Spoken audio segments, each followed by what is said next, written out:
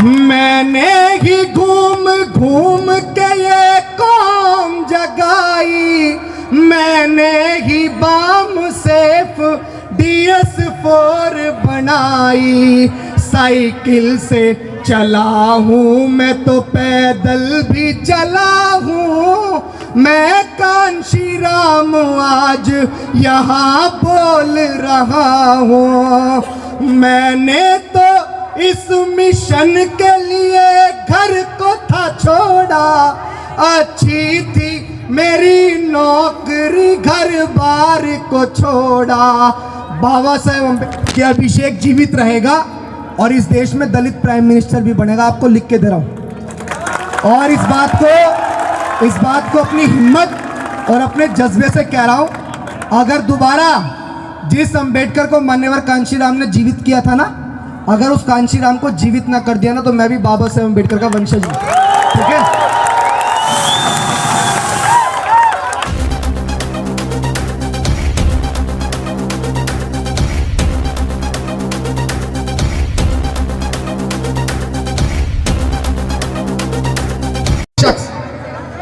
एक एक शख्स मेरी मंच पे भी नजर है। मान्यवर कांशीराम साहब को कितने लोग जानते हैं? भाई भाई बैठ जाओ नीचे, नीचे बैठ जाओ सब एकदम। भाई नीचे बैठ जाओ चलो। मान्यवर कांशीराम साहब को कितने लोग जानते हैं? आपको पता है उस महापुरुष ने आपको राजनीतिक हैसियत देने के लिए, क्योंकि वो कहते थे कि जिस समाज का कोई दल नहीं होता उस समाज का कोई बल नहीं होता, और जिस समाज का कोई बल नहीं होता उस समाज की समस्या का कोई हल नहीं होता। इसलिए उस व्यक्ति ने अपने घर परिवार सुख चैन संपत्ति को छोड़कर इस समाज को अपना घर मानते हुए कश्मीर से लेकर कन्याकुमारी तक साइकिल यात्रा की थी। मैंने चंद लफ्जों में, मैं कोई कलाकार तो नहीं हूं, लेकिन मैंने चंद लफ्जों में मान्यवर कांशीराम साहब अगर आज जीवित होते तो एक शायर के लफ्ज में वो आपके बीच क्या कह रहे हैं मैं आपसे वो कहना चाहता हूं। ध्यान से और बड़े दर्द से इस बात को सुनना। मेरी उम्र बहुत कम है, लेकिन पिछली साल 2023 में 23 जुलाई को मंजीत भाई का फोन भी आया था कि आप बहुत अच्छा काम कर रहे हो। हालांकि मैं इस मंच से नाखुश इसलिए भी हूं क्योंकि आपका भाई बेहद ईमानदारी से इस कार्य को आगे बढ़ा रहा था, लेकिन आप जैसे बुद्धिजीवियों से जिस तरह का सहयोग उस आंदोलन को मिलना चाहिए था वो नहीं मिला। लेकिन तमन्ना अगर सच्ची हो तो रास्ते हजार होते हैं, तमन्ना अगर झूठी हो तो बहाने हजार होते हैं। मेरी तमन्ना सच्ची है, इसलिए मैं इस बात को कह रहा हूं। कांशीराम साहब अगर आज जीवित होते तो क्या कहते? मंच पे बैठे हुए एक एक साथी, ये जितनी भी मेरी मातृशक्ति है, मेरी बहनें यहाँ बैठी हुई हैं जो अलग अलग प्रांतों से भी यहाँ आई होंगी, मैं आपसे भी ये चाहता हूँ कि बेटे ध्यान से आप मेरी बात को सुनिएगा। आपका भाई कोई कलाकार नहीं है, आपने मंचों से या सोशल मीडिया के माध्यम से मुझे देखा होगा। मेरे अंदर बहुत दर्द है, जिस दर्द को मैं आपके बीच लेके आया हूं। कांशीराम साहब क्या कह रहे हैं? मैंने ही घूम घूम के ये कौम जगाई, ये गला खा गया बिल्कुल। मैंने ही घूम घूम के ये कौम जगाई, मैंने ही बाम सेफ DS4 बनाई, मैंने ही तुम्हें राजनीति करनी सिखाई, मैंने ही तुम्हें बाम सेफ। गला खत्म हो गया यार।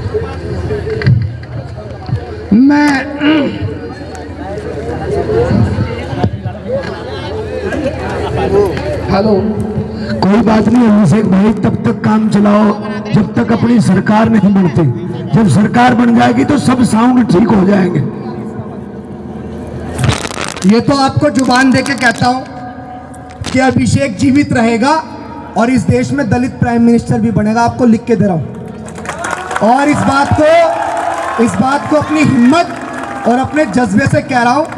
अगर दोबारा जिस अम्बेडकर को मान्यवर कांशीराम ने जीवित किया था ना, अगर उस कांशीराम को जीवित ना कर दिया ना, तो मैं भी बाबा साहेब अम्बेडकर का वंशज हूं। ठीक है। मैंने ही घूम घूम के ये कौम जगाई, बनाई, मैंने ही बाम सेफ DS4 बनाई। साइकिल से चला हूँ मैं तो पैदल भी चला हूँ, मैं कांशी राम आज यहाँ बोल रहा हूँ। मैंने तो इस मिशन के लिए घर को था छोड़ा, अच्छी थी मेरी नौकरी घर बार को छोड़ा। बाबा साहेब अम्बेडकर को अगर इस समाज के अंदर मरणोपरांत किसी शख्सियत ने जीवित किया था तो उस शख्सियत का नाम था मान्यवर कांशी राम साहब। मान्यवर कांशी राम साहब अपने जीवित रहते हुए कभी अपने घर नहीं गए। महाराष्ट्र के पुणे के अंदर DRDO के अंदर साइंटिस्ट की नौकरी करते थे और उन्होंने इस समाज को जगाने के लिए कश्मीर से लेकर कन्याकुमारी तक इस समाज को राजनीतिक हैसियत देने के लिए उस व्यक्ति ने अपना बलिदान दे दिया और उस व्यक्ति ने आपको उत्तर प्रदेश के अंदर 4-4 बार सरकारें बना के दी। अगर वो व्यक्ति आपके बीच नहीं होता तो शायद आज अभिषेक जय भीम नहीं बोल सकता था। अगर मान्यवर कांशी राम साहब महाराष्ट्र से धोखा खाकर इस उत्तर भारत की ओर नहीं आते तो शायद आज बाबा साहेब अम्बेडकर की जय जयकार हम लोग यहाँ बड़ी ईमानदारी से नहीं कर रहे होते। तो आप सबको मैं अब शायद इस नज़म को नहीं पढ़ पाऊंगा क्योंकि लगातार आंदोलनों में रहने की वजह से गला बिल्कुल खत्म हो चुका है। लेकिन आप सबसे यह जरूर कहूंगा कि मैंने बड़े दर्द के साथ कह रहा हूं, बुद्धिजीवी साथी भी यहाँ बैठे हुए हैं, मेरे सोशल मीडिया के साथी बैठे हुए हैं। निशांत कहाँ है? निशांत गया, ये निशांत यहाँ, त्रिशला कहाँ है? ये भी यहाँ है। जितने भी, एकता कहाँ है? एक खड़ी हो, एकता खड़ी हो। निशु कहाँ है? खड़ी हो बेटा, खड़ी हो। ये देखो, मैं इन सबकी तरफ से एक बात कहूंगा। मैं हमेशा से कहता हूं कि हमारे बीच व्यक्तिगत कुछ भी हो, लेकिन जब सामाजिक आंदोलन की बात हो तो हम सबको एकजुटता के साथ खड़ी रहनी चाहिए। हम सब लोग वो मशाल हैं, हम सब लोग वो मशाल हैं जो खुद जलकर अपने इस समाज को रोशन करने का ख्वाब देख रहे हैं। हम वो मशाल हैं, मंजीत भाई जैसे लोग जो इस समाज के लिए दिन रात गा के प्रचार कर रहे हैं। ये लोग वो मशाल हैं जो खुद जलकर इस समाज को रोशन करने का काम कर रहे हैं। आप क्या समझते हैं कि आप बहुत खुशहाली वाला जीवन जी रहे हैं? मैं आपसे कहना चाहता हूं कि अगर आज आप नहीं जागे, मेरा एक मिशन है, हमारा खुद का एक मिशन है। मैं इस देश में सामाजिक एकजुटता चाहता हूं। जब ये मंच सामाजिक है तो मैं कहूंगा कि जब भारतीय जनता पार्टी के लोग, जो लोग इस देश में डॉक्टर बाबा साहेब अम्बेडकर की विरासत को, मान्यवर कांशी राम साहब की विरासत को खत्म करना चाहते हैं, वो एकजुट हो सकते हैं, वो NDA जैसा गठबंधन बना सकते हैं। कांग्रेस पार्टी के लोग जिन्होंने बाबा साहेब अम्बेडकर को जीते जी सम्मान नहीं दिया, जिन्होंने बाबा साहेब अम्बेडकर को मरणोपरांत सम्मान नहीं दिया, वो गठबंधन कर सकते हैं। तो क्या इस समाज के नेता, क्या मायावती, चंद्रशेखर आजाद, उदित राज, वामन मेश्राम, प्रकाश अम्बेडकर वादियों का एक गठबंधन नहीं बना सकते? आप मुझे बताइए। मैं आज इस मंच से अपने नेताओं से कहना चाहता हूं कि इस भोले भाले समाज को लूटकर इनके नाम पर कब तक राजनीति करोगे? इनके नाम पर कब तक अपने घर को भरने का काम करोगे? हमने पिछली बार 4 महीने के लिए अपने घर को छोड़ा। हमने इस बार 28 महीने के लिए संकल्प लिया कि जब तक इस देश में 2029 तक अम्बेडकरवादी नेताओं को गठबंधन नहीं कर देंगे, इस देश में अम्बेडकरवादियों का सबसे बड़ा गठबंधन नहीं बना देंगे, मर जाएंगे, लेकिन जब तक अपने घर वापस नहीं लौटेंगे। मुझे आज अपना घर छोड़े हुए 28 जुलाई को, मंजीत भाई 28 जुलाई को मैंने अपना घर छोड़ा था। मेरे घर में भी मेरी माँ है, मेरे घर में भी मेरे पिताजी हैं जिन्होंने, मैं बताना नहीं चाहता था कभी, जिन्होंने ईंट पात कर अपने इस आंदोलनकारी बच्चे को बहुत कम उम्र में इस समाज के लिए समर्पित कर दिया था।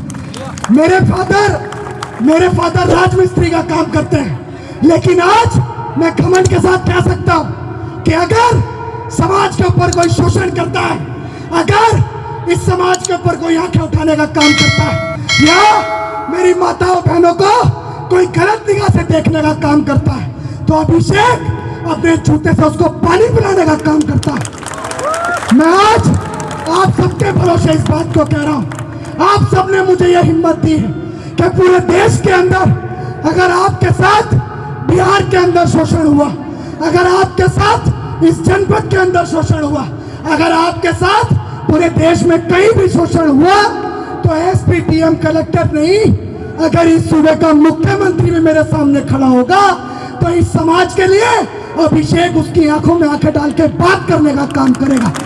लेकिन मैं आपसे पूछना चाहता हूं, निशांत, त्रिशला, मैं तुमसे भी पूछना चाहता हूं, तुम्हें क्या लगता है कि क्या ऐसे प्रोग्राम अगर इस देश में हमारी सरकारें नहीं बनी तो क्या ऐसे प्रोग्राम कर पाएंगे?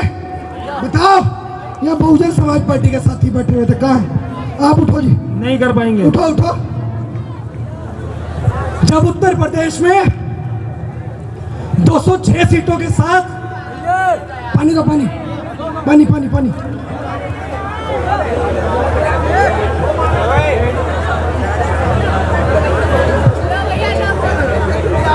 साउंड आवाज बहुत आवाज है। जब 206 सीटों के साथ हमारा आंदोलन है, शांत बिल्कुल, वरना उठ के चला जाए से बाहर। मजाक नहीं कर रहे हैं, बहुत देर हो गई ना हंसी खुशी करते हुए सब लोगों को, हैं? क्या समझ रहे हो तुम लोग? हैं तुम लोगों को ये लग रहा है कि हाय हुल्लड़ करने से तुम्हारा आंदोलन आगे बढ़ जाएगा? जानते हो मिशन क्या है? कौन बताएगा? यहाँ से अंबेडकरवादी मिशन क्या है? हाथ उठाओ, बताओ अंबेडकरवादी मिशन क्या है? कौन बताएगा? हाँ जी, मंच पे से कौन बताएगा अंबेडकरवादी मिशन क्या है? बताओ।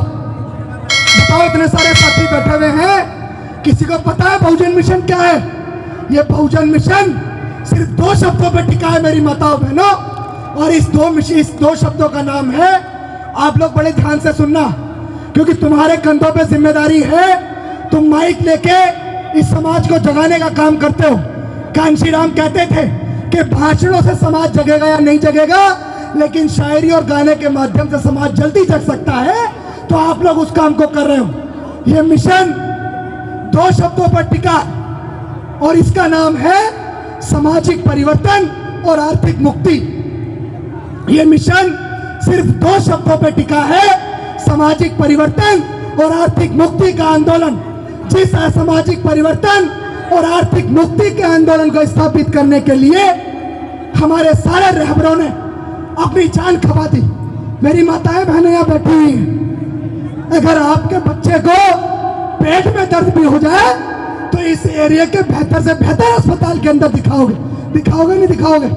अगर आपके पास जमीन जायदाद होगी तो बेच दोगे कि भाई मेरा बच्चा ठीक होना चाहिए। लेकिन बाबा साहेब अम्बेडकर की पत्नी ने अपनी 4 संतानें इस समाज के लिए कुर्बान कर दी, तो उनके सपने को आगे बढ़ाने के लिए हम क्या काम कर रहे हैं बताओ?